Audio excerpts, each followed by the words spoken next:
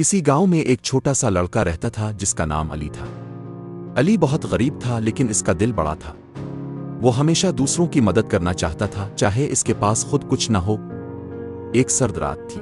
گاؤں میں تیز ہوا چل رہی تھی اور ہر طرف اندھیرا چھایا ہوا تھا۔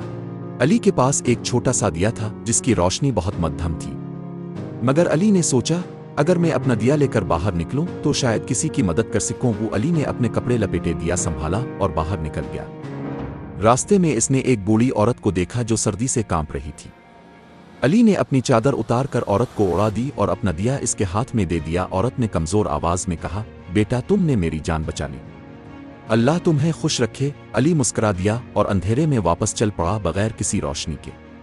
مگر حیرت کی بات یہ ہوئی کہ جوں جوں وہ چلتا رہا آسمان پر ستارے جھلملانے لگے، جیسے علی کی نیکی نے اندھیرے کو روشنی میں بدل دیا ہو۔ علی کے پاس دیا نہیں بچا تھا، مگر اب اس کے دل میں ایک ایسی روشنی جل اٹھی تھی جو کبھی بجھنے والی نہ تھی۔